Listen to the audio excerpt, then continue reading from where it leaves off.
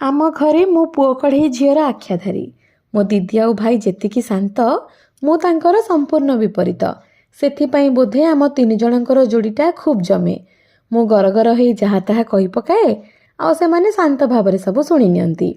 सेमितिरे भी बापा और माँ को परे भाईटीए ही सुरक्षा नामक छता धरी सर्वदा दंडायमान थाए भौणी पाई। भौणीर आउ बा कौन दरकार थाए।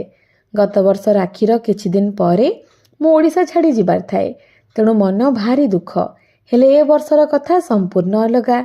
ए वर्ष मु ओडिशारे भी अछि, से पुणी आम घरे, ता पुणी मो गबुला सहित। प्रति वर्ष राखी रे आम घर को मो दीदी आसे, सांगरे आसंती बड़ भाई। एबे से तालिकारे मु मध्य जोड़ी हेची।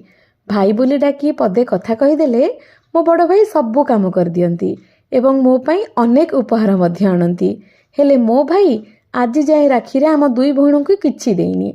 से जेतिकी भल पाइबा आमको दिए ताठरू कौनसी जिनस पाइबार आशा मध्य न थाए। बास मन भगवान को एतिकी ही डाके बापा एजाबत करुथिबा सबु परिश्रम को से सार्थक करू। राखी बंधाबंधी सरिला तुरंत घर फांका मध्य हैला, कारण पाठपढ़ार बोझ आम पिलामानंक कांधरे लदा हेथिला।